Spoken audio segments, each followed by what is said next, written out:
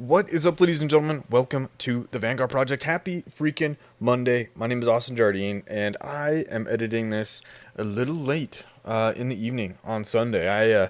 This is my last weekend of a 4 weekend long stint of just crazy adventures between some networking events, backpacking, traveling up to Bozeman, learning how to fish just a wee little bit, and then this weekend having a bachelor party for one of my buddies. I enjoyed myself, but I tell you what, I am looking forward to a relatively quiet home-based weekend. But welcome to the show. I'm very excited. If you haven't yet, please take a quick second to like, rate, and subscribe because dropping in here, what you're gonna get from us is kind of our little mantra: is growth through stories, strength through community. So if you're hopping on for the first time, the goal here really is just to share folks' life stories, mostly focusing on kind of the outdoor style of things, right? Whether that's hunters, military, law enforcement, photographers, backpackers, artists, whatever the case may be, right? We're here really to grow the community and share those stories. So that way, if you are trying to find something new or a community to join in on, or maybe just need help to kind of get over the hump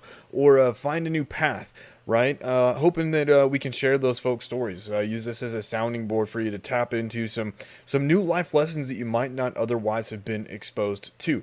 So, with that being said, that's kind of my goal, and I don't really do a whole hell of a lot of talking about myself so much as just sharing in what the interviewee has to say, which has been just insane and amazing and so much fun for me. So I'm nearing episode 100, which also is absolutely insane. So I'm really looking forward to sitting down and writing out kind of a summary of just all of the crap that I've learned over the past year doing this, and sharing that with y'all in a more condensed manner. But I'm really excited for this episode with Mr. Ortiz. He and I have chat a little bit leading up to this, just kind of over the years, really, about long range stuff and shooting. He's got Snipers Unknown now, and this episode was pretty interesting because, as you'll hear, it was a tough day for him. So I hope that, and some of his friends. So I hope as you listen to this, you kind of pick apart and understand that we're all here to see you happy, healthy, and successful. So if you need to reach out to somebody, don't fucking hesitate. But I don't want to take kind of away from what Ortiz has to say and kind of the things that he's shared. So I'm going to kind of go and stop yammering. But today's episode is indeed brought to you by Black Rifle Coffee. I've been working with the Black Rifle folks for a little while now, and I've met a handful of them, interviewed several of them, and they are all just amazing people. And lately, with being on the road as much as I have, I don't really sit and make coffee much anymore. I used to be like a 4 or 5 cup a day person, just at home. And lately I've been using the Grinds coffee packets, and those have been my absolute bread and butter. Use code Vanguard for 20% off Black Rifle's website. It includes the Grinds packets, which, if you don't know what those are yet, they are little coffee packets. They almost look like Zen packs. You can drop in, and you get your caffeine hit. There's no nicotine or anything in them, but you can get your caffeine. Really good flavor. Like, these things taste amazing, and they get you just the right amount of caffeine to get through until your next cup of coffee, in all honesty. So be sure to use code Vanguard, get 20% off. Otherwise, let's roll an awesome episode with Mr. Ortiz of Snipers Unknown.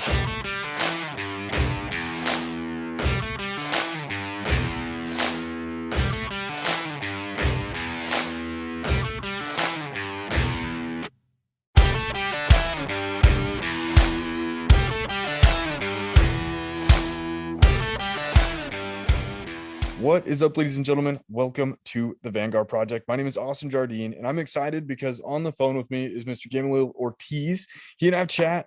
Dude, you and I have chat a couple of times on Instagram, kind of before I started the podcast and leading up into it. You run the Snipers Unknown Challenge.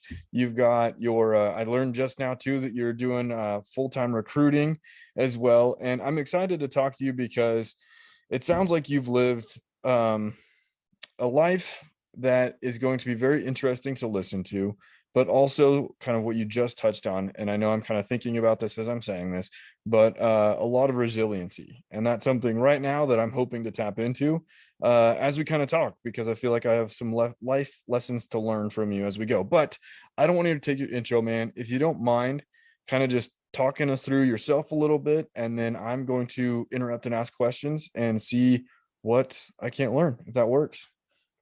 Yeah, no problem, man. Like I said, it's great to finally talk to you.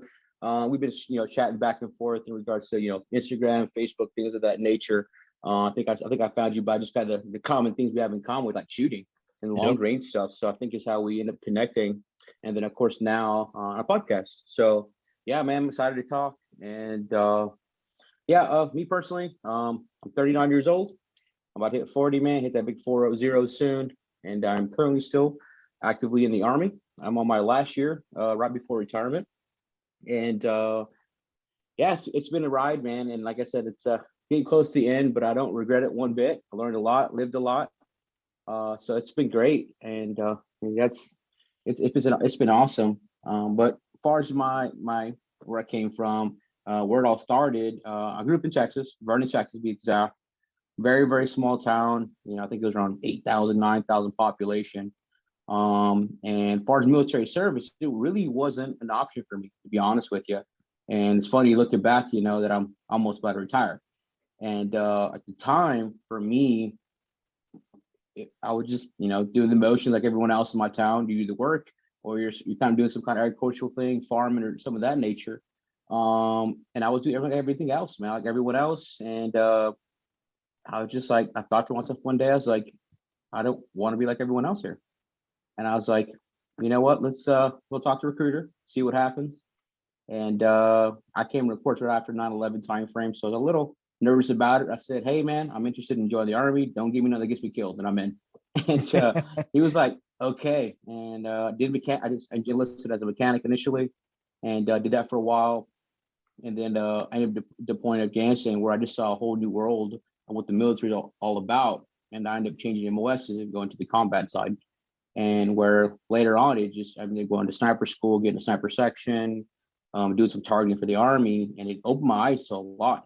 And for one, just life itself, how we sometimes are going through our days where as simple as just, going to the bathroom, like having a toilet, man. We've been in countries where you don't even have that, you know what I mean? So we'll say being in other locations opened my eyes to a lot of stuff, and how as Americans, or some even me, we got it pretty easy, man. So life can always be harder. And I did the whole combat role for, let's say, about 10 years. Yeah. And then I guess, with time, it just started wearing on me. I mean, I'm getting old, my hips starting to creak in the morning, things like that. I stand up, sound like I'm a bubble wrap, things of that nature. And I decided I do miss it. But I try to step back and end up going to a full-time position in recruiting command where I'm at now. But it's a good location and good position to do towards the end of retirement, to give you time to work on, about yourself, your medical stuff, your family, and things of that nature. So that's where I'm at right now. Is currently recruiting out in New Jersey, and like this is my last year in the Army before I move on to like you said before, with Snipers Unknown and some training events, and working with other companies. That's a life, man. So maybe going back to the beginning, you mentioned that the military wasn't an option, or did you say it wasn't an option, or just wasn't something that you guys did, or was that the path out for you? It just wasn't. I never really wanted to do. Okay. To be honest, like when I even talked to recruiter, it was just like, man, just want to hear what he has to say. And I always tell people throw the dice. You never know. And for me, in my head at that moment was I'll give 3 years of service, which now looking at the time when I was thinking about it, that's a long time. Hmm. But when you really think about it, that's a scratch in your lifetime. Right. You know what I mean? It's a scratch in your lifetime. So I was like, let me do 3 years, see where it leads me. And that was like yesterday. So I mean, everybody joins for a reason. I really didn't have one Hmm. initially. So then what? So throwing the dice, but making the decision are almost two different things, right? What led you to actually making the decision to enlist? Like I said, it's the same thing every day in that town where I grew up. I mean, I can go back now and it's very similar to the same lifestyle was there, which is Hmm. it's not bad. It's just it wasn't enough. It wasn't Okay. enough for me. Yeah.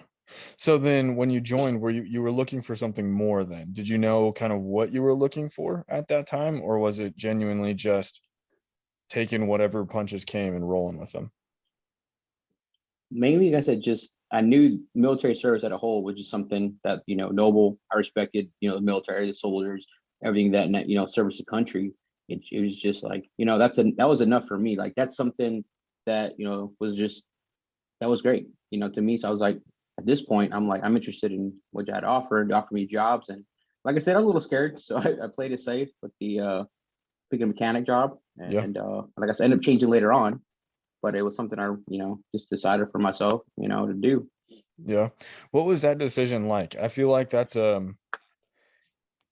honestly like a life-changing decision, right? A very potentially life-changing decision to go from a non-combat mechanical technical role to a very technical but combat centric role. What was that like in making that decision? So for me, and when I found out I was going to Afghanistan, I was, my first tour was as a mechanic. I was kind of straight, scared. I was new to the whole thing, and I was like, oh wow, this is crazy. And I was like, I don't know what to expect. I expected to land, I would see bullets and explosions and things like that, but it ended up being totally different from what I expected. And a lot of people assume just when you hear the word Afghanistan that, oh damn, bro, good knowing you. But realistically, the jobs you do in country are based off the skill sets you have, you learned. Like so, as a mechanic, I was literally people were breaking stuff and I was fixing shit. That was my whole entire job, and it was about let's say about 8 months in where one of the go to the combat patrol and they were short on people, and I ended up volunteering. And during that patrol, I had no idea what we are doing. I remember just sitting on a mountainside forever watching a village, and I was like, what is the point of this? You know what I mean? I get it. We're watching a village. Nothing is happening. It's pretty boring. And I ended up like 3 days later, we come off the mountain and we go into the village. I see people shaking hands, our commander shaking hands, giving them some money, you know, and I really understand the purpose until later on. I asked one of the NCO, I was a private time. I asked one of the NCOs there, I was like, hey, so what was this, picnic about, And what I ended up finding out was the Taliban had come in before, blew up their well, blew up their school, and I had to, threaten teachers, threatened to kill them, had killed some people. You know what I mean? So that moment in my life, I'm like, this is what it all means. And at that moment, there's good. I mean, I saw you see good and evil in the world, and that was it. And at that moment in my life, I'm like, this makes sense. And at that moment, I think within that month, I reclassed, changed jobs, and that's where it started. Interesting. So then the moment that led you to change was understanding, I guess, the role you played in combating that evil. Is that kind of what I heard? Correct. I mean, it's like, um, how do I explain it? It's just like, I don't know. It's just something that I bigger than me. What I'm saying? It was that's what I was looking for. Like I said initially, I did not have a real purpose of enlisting just besides service, just kind of get myself on my feet, give myself a chance to do something bigger. But once I saw that and saw these people, saw these kids, saw these women, these children, it just opened my eyes to like maybe my real purpose, why I was there. And like I said, it was supposed to be a 3-year little, trip and get out. And here I'm re-enlisting for 6 more years. Hmm. So then why reclass into, and again, I'm not very savvy on kind of how reclassification works or, choosing a new MOS, but why did you and how did you choose to go down the sniper route? I think it just came with it, man. It just, and then the position I was put in within that task force was I always when I was a kid, I always wanted to play sniper, and I was just very lucky to make the selection process, but at the battalion level and then make it to school as well. And even at school, the success rate is very, very low. And then upon the amount, I don't know how many they sent. I think only like 14 of us graduated the whole battalion. So it was like kind of like, oh, guess what? You're a section leader now. Good job. I'm like, what? And it was like I was put in that position, very quickly. But once I was in that position, it was great because you're surrounded by individuals who really, are pretty, experts at what they do. They're mentally and physically tough. So, and then of course that where I was at within a targeting platoon, we can handpick our guys. If you didn't cut it, you're gone. Yeah. So tryouts are important. Even for us, like I think we had tryout for, if you were NCO, you had tryouts as well. you'd make the cut, you were getting sent somewhere else. So you were within a platoon of, we'll say, very diverse, but yet very, very skilled and experienced people. Hmm. So I think everybody had at least one or two diplomas by then. Okay. Okay. So that makes sense. So maybe before I ask the next question, one that I'm thinking of is and this is one of my favorite questions, but kind of up into the point that you either make it into selection or make it into your first kind of unit for as being a sniper, what were some of the things that you had learned that you wish you'd have known going into it or matured into, or and maybe lending itself into the next question, right? As far as work ethic goes, what did that look like? I guess what did you learn that you feel like you wish you would have known? I think at that time I was just, like I said, I was just new to the whole to what I was doing, the whole combat cycle, like the reclass. And as soon as I reclassed, I was sent to Germany right off the bat and was put in a platoon who deployed in what I think 6 months. So I was like death by fire, like really quick. Like I was baptized really quick. And it came to conclusion is like you can't sit there and really do a lot of things. You can't overanalyze things. They just got sometimes you got to adapt and do it. You know what I mean? Don't quit and whatever it is. And of course, the people to your left or right will make sure whatever it is you finish. So, and when again we went, I was going through some of the courses I was doing, for example, sniper school, things like that. I was honestly did not have a, I did not have a, I never trained before. I shot well, I shot expert. I was doing pretty well physically, but it was more. I personally was not ready for that course. Yes, I did pass, luckily, but I wish I would have been a little more prepared for that event. But what pushed me through was just like the amount of people who didn't make it through, and the fact that I guess competitive, and the platoon within I was in coming back, they would eat me alive. That makes sense. Like why? You know what I mean? We're better than Yeah. everyone else. Why? You know. So I just I wanted to avoid that criticism as much as possible.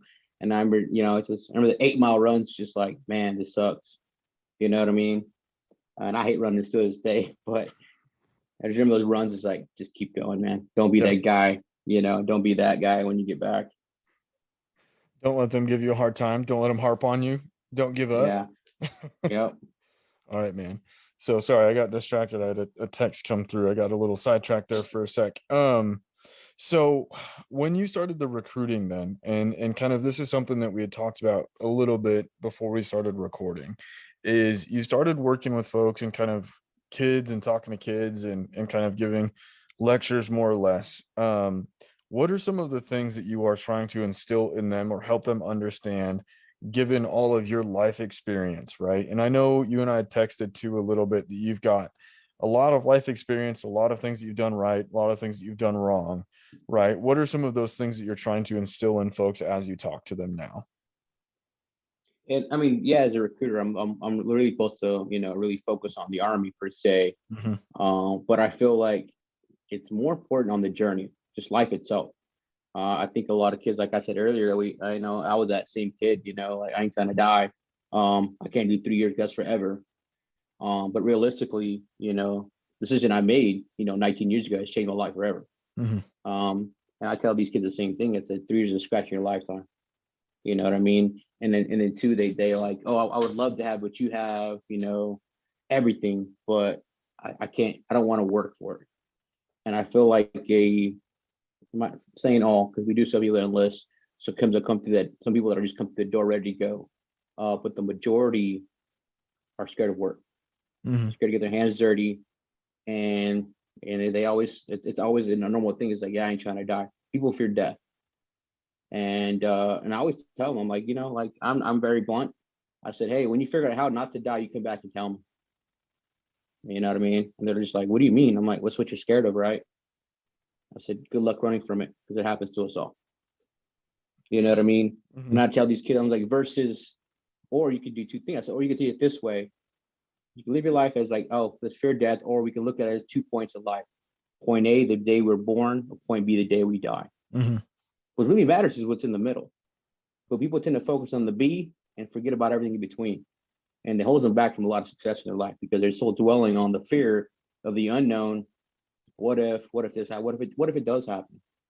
Some of the worst times of my life have made me stronger And people tell me like, how and why are you like this? Why did you say fuck it? Because I said it. It's not that big of a deal, Mm-hmm. and it may be large to someone else, but in me, my eyes, and how I feel about it, it's really not. I mean, we all go through stuff in our life, and like I said, I feel like this generation is scared to fail, and there's nothing wrong with that. Really, nothing wrong with that. So, as someone who has, I'm trying to think of how I want to ask this, right? So, I think as someone who has faced the fear, faced the unknown, and jumped into it, right? What were maybe some of the things that you leaned on personally to help you take those leaps and jumps? I mean, I told a few people, or I even so upon entering the army, I was dating high school sweetheart, married 7 years, 2 kids, and my second deployment to Iraq was probably the most difficult part of my life. Not because the firefight, not because of explosions, none of that really mattered to me. So for me, I could deal with a lot of just about anything, but when it comes to my family, it's when that's when I feel the pain. That Mhm. makes sense. So at the time, I don't know if you've heard of it. It was in 2009. It was attack in Balad, where a service member went to one of the locations and killed a few other soldiers. Mhm. So I don't know if you remember that time Do. frame, Yep. but it was he killed one of my friends and he killed one of our soldiers.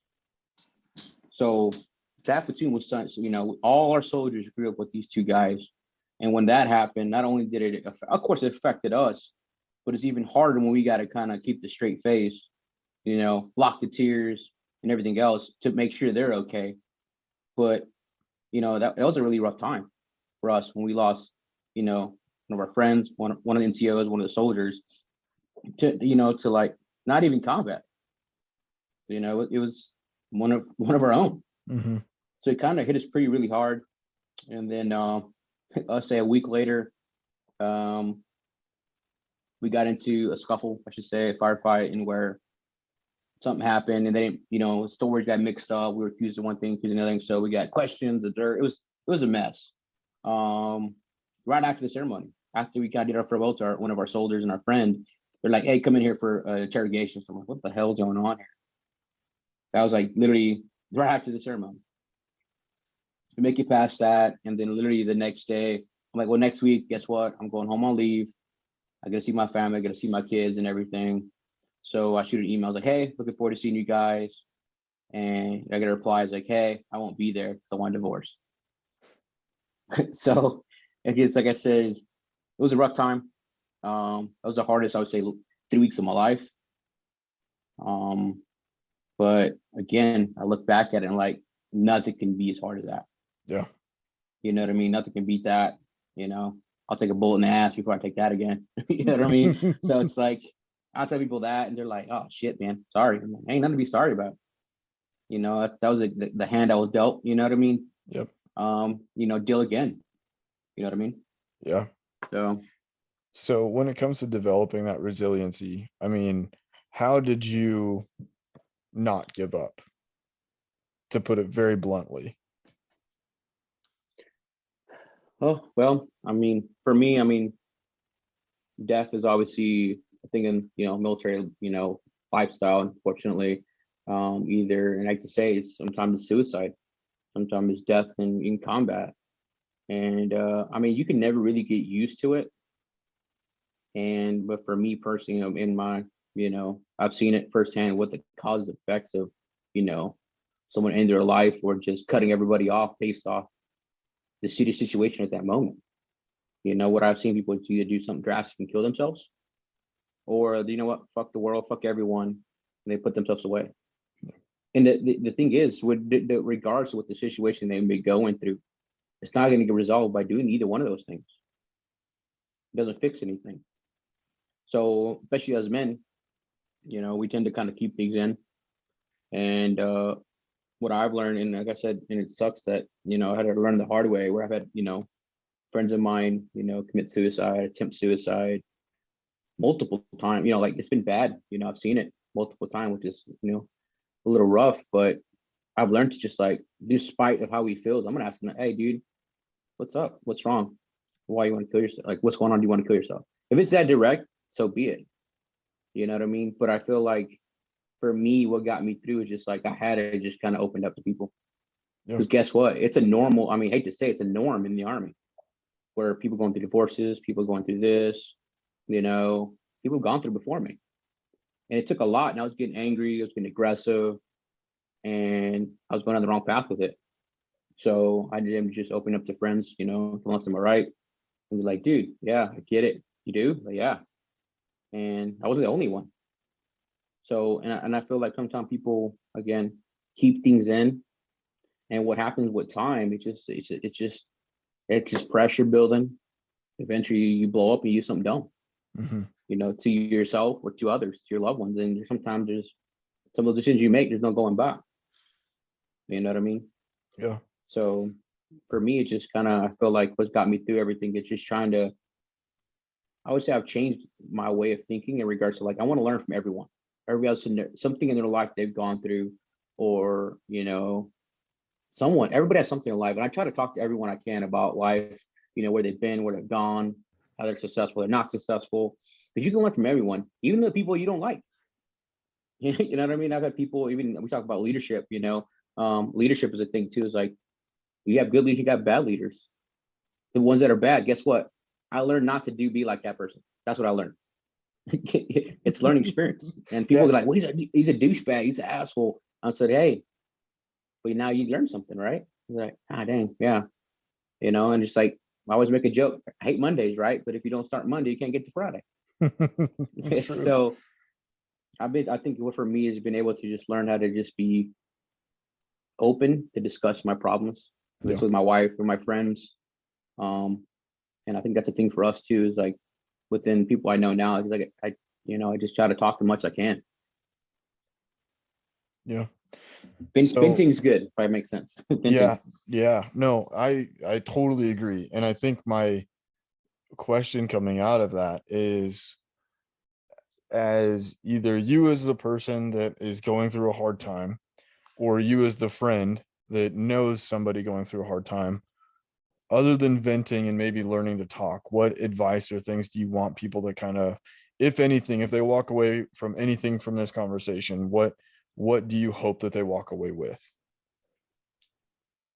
It's temporary. Whatever it is you're going through is temporary. You know, there's always a chance to change it. There's always a chance to make it better. You know, it doesn't, the world doesn't end. You know, for that it may be rough patch, you know, like I said before, I've had 3 weeks of my life where it's like, holy shit, you know, and it was rough. But I look back at it and I see the good in it. You know, I hate to say that, and despite everything that's happened, you know, you got to find key things that you learn from that situation. Mm-hmm. You know what I mean? I do. And I mean, it made me stronger as a leader, you know, as a person because of it. Okay. But I feel like people need to learn to understand that, again, it's like the point A to point B. You know what I mean? Life goes on, and you have a chance to correct that. Whatever it may be, you have a chance to fix it. You have a chance to make yourself better, make people around you better. Just gotta lean forward and just do it. Okay. So I imagine we've skipped over a fair bit of some of your life experience and things that you've done. But maybe before talking about Snipers Unknown and what you're up to there, I mean, is there anything else that you're like, man, I don't share this a whole hell of a lot, or this is something that's near and dear to my heart that I always like to say that we haven't quite gotten around to yet?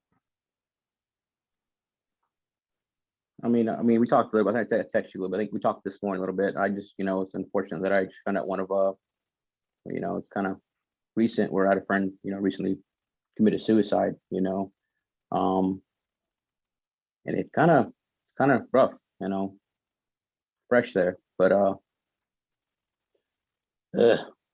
damn onions. You know what I'm saying? Mm-hmm. Yep. But I think it's like, you know, we get so caught up in our own bubble, and we get others around us. I think people need to focus on, not really say focus on, but try to make an attempt to help others. Mm-hmm. And I'm currently set up north. You know, I'm not gonna give exact cities, they may try to hunt me down, but I grew up in the South, man, where, you know, I drive by somebody, wave at them.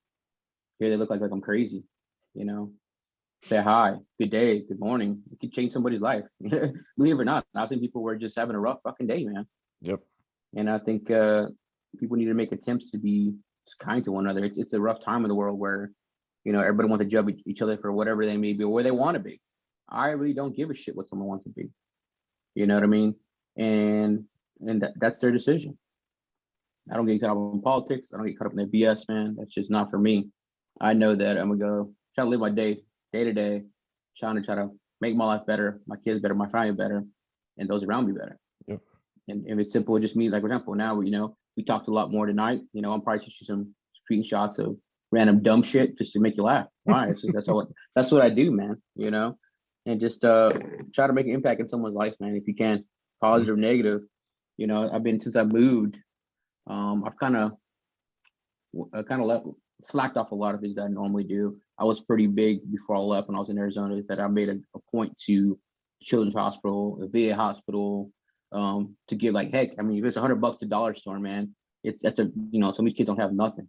Right. So I try to do as much I can when I can. Obviously not rich, but you'd be surprised on how simple something on the dollar store can make a kid happy, man. Or just a veteran, who back in their time where they didn't treat like shit, just me going up and shaking their hands saying, "Thank you for your service." It could be something so little, but I think we get so caught up in our own lives that we forget to notice others out there. You know what I mean? I try to make it a habit. I'm like a weird person. Like, what are you staring at? I'm like, I don't know. I try to read people when I can, just because I'm one of those weird guys who sit there and watch people, maybe observing. It's the observer side of me. Yep. But it's just, I don't know. I feel like sometimes we need to stop, look around, and try to make those calls. You know what I mean? Like I said, the wound is a little fresh with my friends. Yep.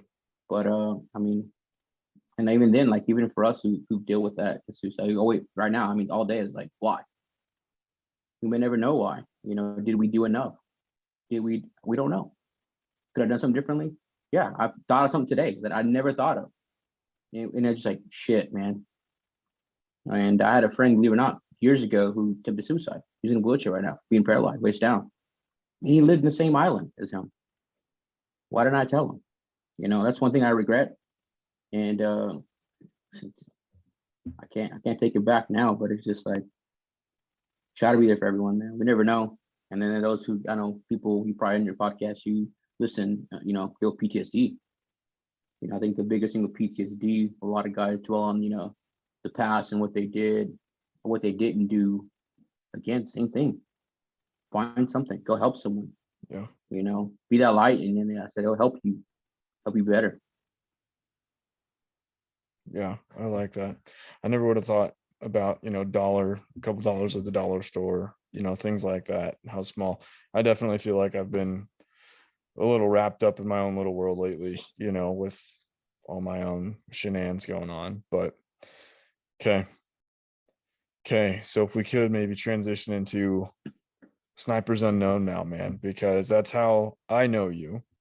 And I would like at some point to make it back east to go shoot. It's a bit of a hump for me because I live quite a distance away. But if you don't mind, what is Snipers Unknown? What are you doing with it?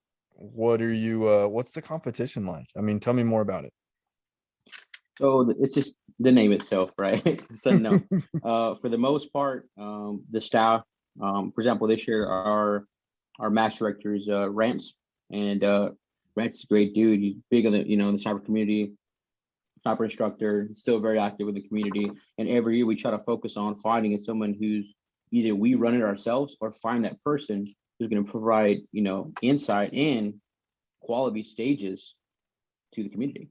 And I say community, and I'm not saying like, oh, sniper only. This is not, because that's not true. Because we got guys, who are like, man, I wish that I'd been a sniper when when I was your age, whatever. It gives them the opportunity to do that. You get to play sniper for the weekend, get you some cool stuff without getting shot at, so it's even better. You know what I mean? So we try to provide sniper-based scenarios that are all blind, meaning you'll never know what's around that corner. Okay. Or we'll give you, for example, a lot of people don't know how to use a compass, right? If I gave you a compass and I said, hey, I said 300 out of 68 degrees or whatever, you're like, what does that even mean? Some people don't even know what the hell that means, right? So they're going to go around the corner, compass could be hanging, and I could have a just a picture drawn up where just angles, degrees, and ranges. That could be the targets. It could be anything. Right. But if you don't know how to utilize a compass, you know what I mean, or understand, ranging, of course, that'd be an option. Or what if I just took a rangefinder away? You know how to do mill relation with formula. You know how to do mills. Mm-hmm. You see what I'm saying? It's a constant adaptation to the unknown. And you come around the corner, it could be 20 pistol targets. A lot of long gun guys, a lot of snipers, they're so like, hey, nobody gonna see me, I'm good. What if you go around the corner? There's a dude right there. Yeah, right. Ain't no quick scoping in Call of Duty, my man. So we gotta try to keep people on their toes. With a lot of different matches out there. We're focused on the physical aspect of the competition, where we're more worried about the mental side of things. If that makes sense, man. It does. It does. So with it being unknown, and I get it, and I think the concept of it's a lot of fun, but you get guys that are coming out or gals, because then we're talking Nikki's gonna go shoot, right? That come out and shoot it. I mean, what would you expect them to know or not know or get help with as they go into these stages where they might not like I don't know how to use a compass effectively. Like I know how to point it in a direction and walk, right? But I wouldn't know what to do with it in terms of like a match and target application, right? I mean, are you giving heads up on anything? Is it literally like fake it till you make it? I mean, are you expecting them to understand particular things? Like I said, what I like about the event too is we have guys who shot it from this is our year 5 for the 5th annual, and we got guys who shot year 1 and just got destroyed. You know what I mean? Yeah. Because most of our team, we look about 45 to 60 teams a year, almost every year, right? Oh my gosh. So you got these guys who are like 40th place year 1, and now they're top 10 because they came to the event open minded and they're like, holy shit, that was hard, but it was also fucking fun. You know what I mean? So like, hey, to reach out to us, reach out to other companies, and they'll train on it because they enjoy it. You know what I mean? And the two is that the guys that are there, again, the majority were military, law enforcement heavy. They're all about helping each other. You know what I mean? And I've had guys where, oh, that's bullshit. I'm like, no, you missed, bro. You didn't hit the target. That's bullshit. We're very direct. And then, but again, that being said too, is like, I'll pull you aside. You're like, well, I should have hit it. I'm like, come here. I'll pull him off the side. Look through the scope. What do you see? He's like, the target. I'm like, what else do you see? It's called Mirage. He's like, oh shit. He's like, fuck. I said, he's like, I apologize. I'm like, no, man, we good. High five. And that's it. We try to help each other as much as we can. We help each other, learn from each other. And that's what it's all about. So yes, you can find entities that can work out with, you can train with. There's a lot of people out there that train on these kind of things. But for me, for most people, I tell you what it is. Be open-minded. Hell, we got civilian dudes just destroying people. Yeah. They're not even military dudes. But if you watch them, they have a key characteristic that the main groups have, is communication. Okay. That's the biggest thing. If I'm gonna harp on anything, is effective communication. Yeah. You know what I mean? You got guys, for example, oh, there's a target over there. Okay, tell me where to hold. Hold a little bit right. How much is a little bit right? Yeah. There's a joke. 1/10, is it 2/10? Yeah. There's a joke. It's like, hey, hold a cut here. What the fuck is that? Like, yeah. Oh, like that's not helpful. That's a big one out there. That's a big one. And I think these guys just don't. That's the biggest problem. They just don't know how to communicate. Yeah. And you see it. And usually, like after the first day, we're like, oh yeah, this team, that team, top 5, bet. And they should do. Just common characteristics of a successful team with communication and identification of targets. Those are the key things for most teams. Most teams can shoot, but guess what? You can't find a target, you can't shoot it. Yeah. All right, man. So you said what? Up to 60 teams, between 40 to 60 teams? Usually, yeah. I think last year we had 58 or 56, somewhere in there. That's nuts. So I'm assuming, I mean, are all like, it's a fee-based event, right? So people pay, come shoot, right? I mean, are you taking the cash and donating it? Is it prize-based? I mean, what are the bases there? So for us, it's actually, so I wish I made money. That's the thing. Everyone's like, oh man, you charge that. I wish I made money. That'd be great. I mean, I would have got the Army a long time ago. It's the money, the location, the biggest part is the location we select. right? It's for example, we've been using GTI for the last 2 years, which has been totally urban, shooting off, a couple of really high buildings downward, within depths of, buildings. How many people get shooting buildings? More people don't.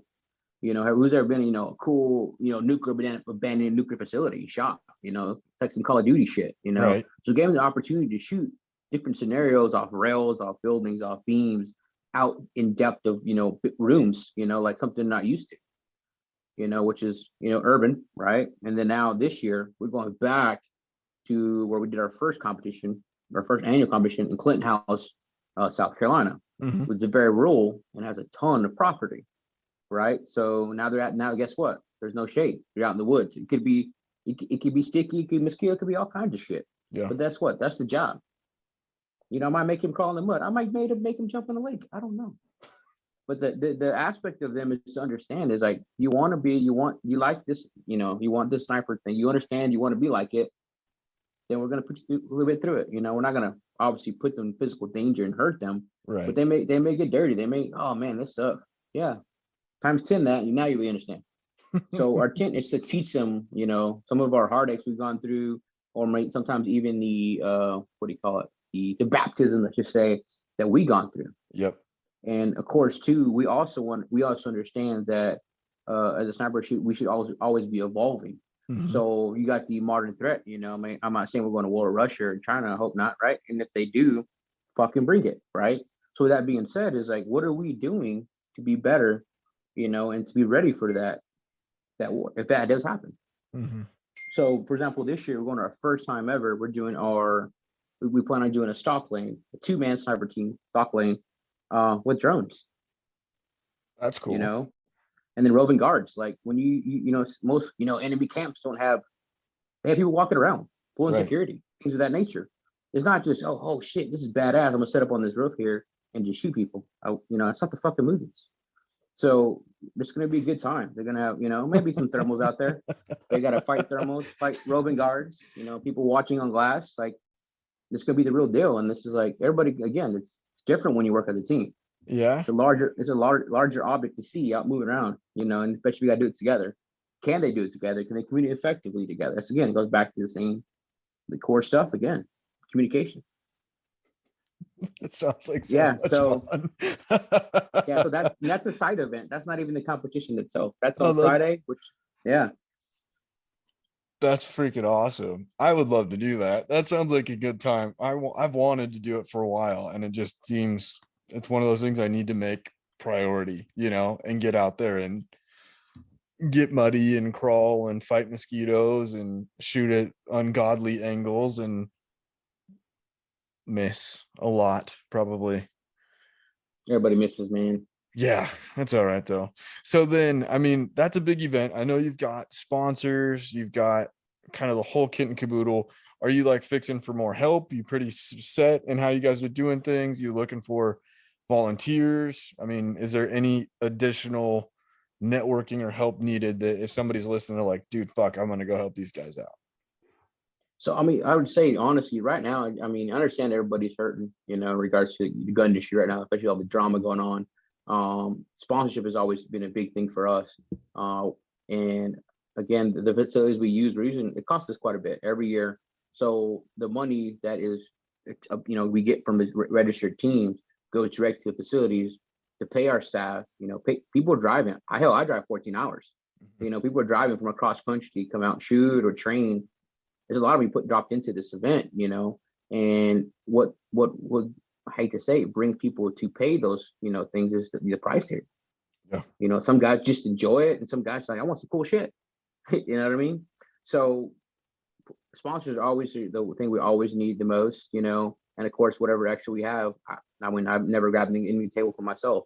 I give it to my guys. That's what the team we have, and the ROs and the staff we have. They're all dudes that are so active duty. They're taking their own leave time. Hell, I'm taking my own leave time to come to the event.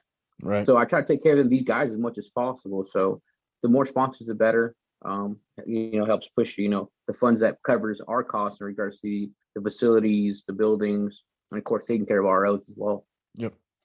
Okay, cool.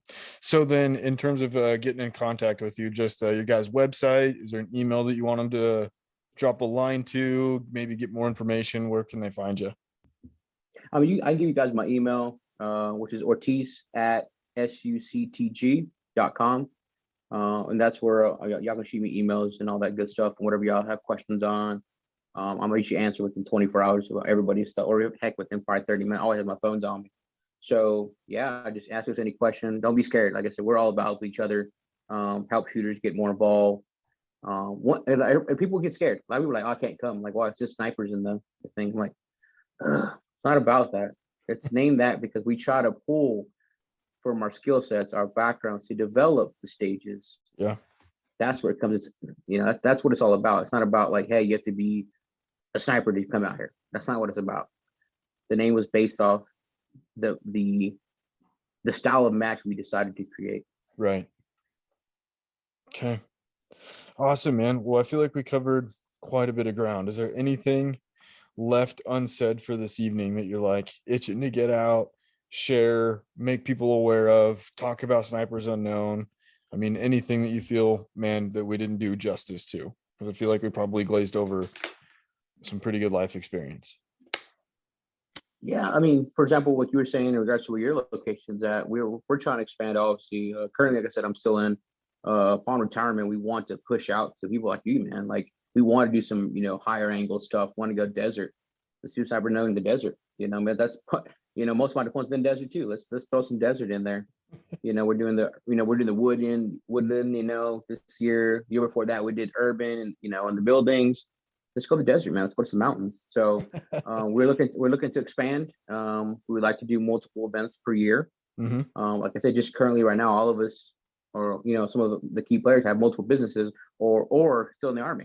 So it's kind of really hard to. We want to help people. Like, I want that. I want to come. I want to do it, but they can't. They're so far away.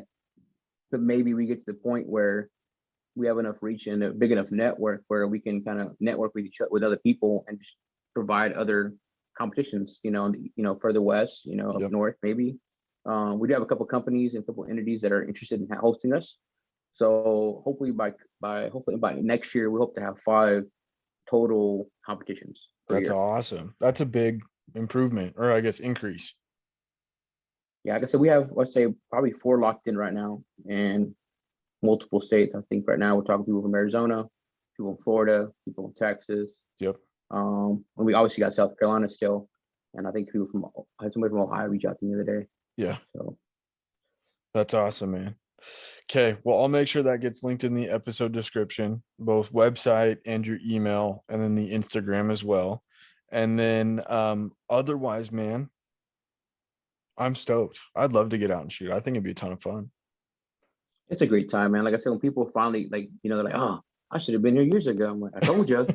You know what I mean? They're like, and then like too, it's like it's crazy. Like actually, like even Friday night, right? Was Friday is a vendor day, /demo day, where a lot of companies will bring out guns, they'll give out prizes for the best shots.